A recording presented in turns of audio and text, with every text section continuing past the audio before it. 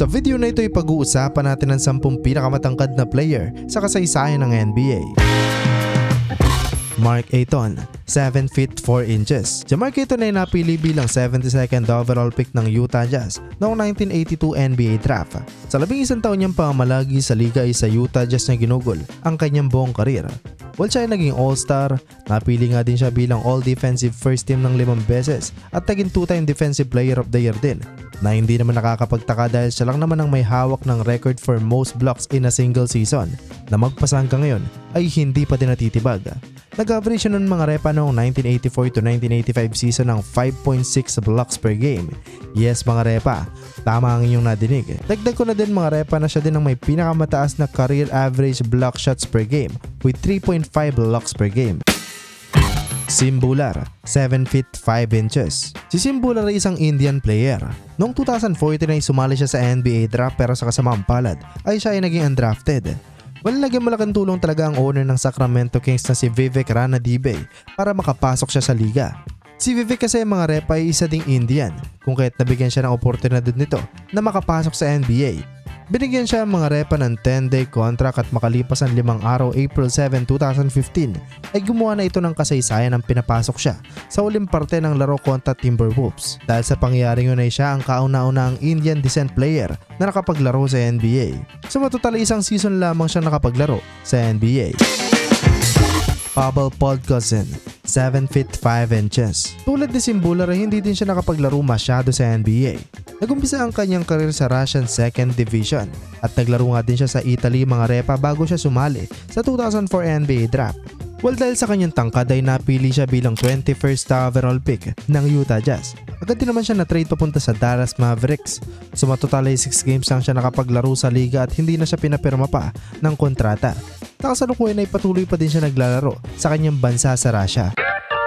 Chuck Nevitt, 7 feet 5 inches. Hindi katulad ng dalawang nauna sa ating listahan. Si Chuck Nevitt mga repa ay tumagal naman sa liga, pero ang pagkakaparehas nila ay ang minutes average. Sa 10 season niyang paglalaro sa NBA ay nag-average lamang siya ng 5 minutes playing time per game. Bagamat mababa ang kanyang nakukuhang minuto kada laro, ay sobrang naging popular naman ni Nevitt dahil na din sa kanyang tangkad. Dagdag ko na din mga repa na siya ang pinakamatangkad na player sa kasaysayan ng NBA na nakasungkit ng kampeonato.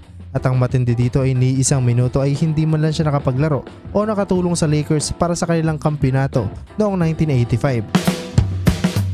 Shawn Bradley, 7 feet 6 inches. Si Shawn Bradley ay isang magaling na defender at premier shot blocker. Sa katunayan ay nagawa niya ang 14 blocks sa isang NCAA game na magpasa hanggang ngayon ay nananatili pa ding record. Sa 12 season niyang paglalaro sa liga ay nag-average siya ng 8 points, 6 rebounds at 2.5 blocks. Well, hindi naman natin maitatanggi na napakasipag talaga ni Bradley sa depensa. At dahil doon ay matatandaan natin siya habang buhay na isa sa mga pinakamatangkad na player sa kasaysayan na lagi napoposterize ng mga athletic players.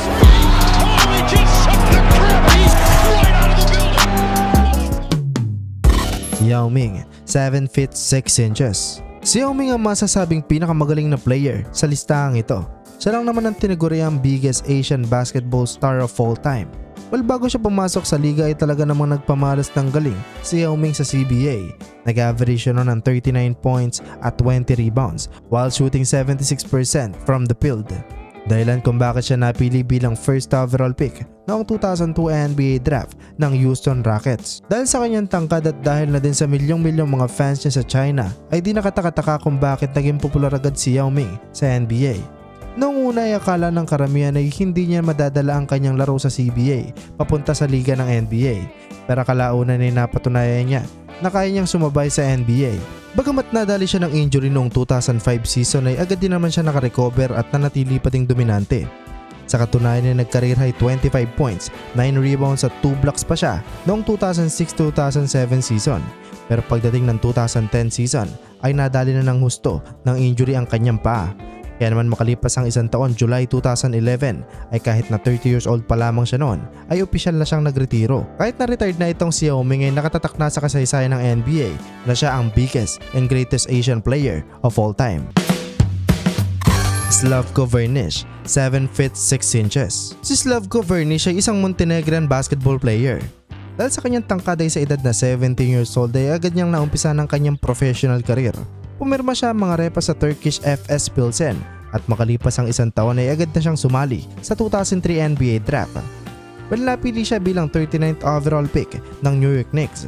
Nagbabaka sakali kasi ang Knicks noon mga repa na mag-Wyoming itong si Slavko Vernish. Yung nga lang ay hindi ito nangyari kung kaya't winave siya agad ng team na ito. Muli naman siya nakatanggap ng 10-day contract sa Portland Trail Blazers at nakapaglaro pa ng 3 minuto pero wala din naman siyang naiambag dito.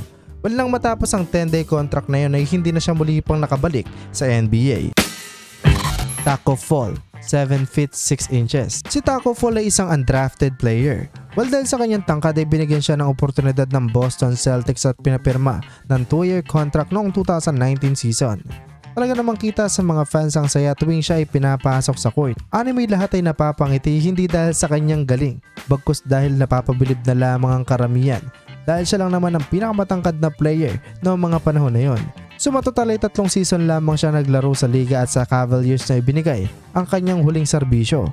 Sa kasalukuyan ay naglaro pa din siya sa isang team sa Puerto Rico. Manute Bol, 7 feet 7 inches. Si Manute Bol ay na-draft noong 1985 bilang 31st overall pick ng Washington Bullets at talaga namang nagulat ang karamihan dahil na din sa kanyang tangkad. Marami siyang napuntahang team. Bukod sa Washington Bullets ay naglaro din ito sa Golden State Warriors, 76ers at Miami Heat. Sa kanyang buong karir ay nag-average lamang siya ng 2.6 points per game. Bagamat kulang ang kanyang nagagawa sa opensa ay maasahan mo naman siya sa depensa. Talaga namang nagamit niya mga repa ang kanyang tangkad. Maituturing na one of the best shot blockers sa kasaysayan itong si Manute Bol. Nag-average kaya siya mga repa ng 3.3 blocks per game which is the second highest blocks average ever. Dagdag trivia na din mga repa na natapos ang kanyang karir na mas marami pa ang kanyang nagawang blocks kaysa sa points. George Marizan, 7 feet 7 inches. Tulad ni Manute Bol ay na-draft din itong si George Marizan ng Washington Bullets noong 1993 NBA Draft. Sa unang 2 season niya sa NBA, hindi masyado siyang nabibigyan ng playing time. Gayun pa man ay matapos siyang maging permanent starter noong pangatlong season niya sa liga, ay naging solid contributor na itong si Marizan. Nag-average siya ng 14.5 points, 9.6 rebounds at 2.3 blocks. Pinangunahan niya nga din ang field goal percentage dahilan kung bakit siya ang itinanghal na Most Improved Player of the Year noong 1995 to 1996 season. Yun nga lang ay nadali siya ng samot-saring injuries. Naka-recover naman siya at nakabalik pa noong 1999-2000 season para maglaro sa New Jersey Nets. Pero sa kasamaang palad ay bumalik ulit ang kanyang issue sa kanyang paa at likod na naging dahilan kung bakit napilitan na siyang magretiro sa NBA. Dagdag ko na din mga repa na mayroon palang pituitary gland condition si George Marizan. Isa itong kondisyon na nagbibigay ng hindi normal na paglaki ng isang tao. Nangangahulugan lamang na naging malaking kontribusyon nito sa kanyang height. Bali dito na nga magtatapos ang ating video. So yun lang mga repa. Peace!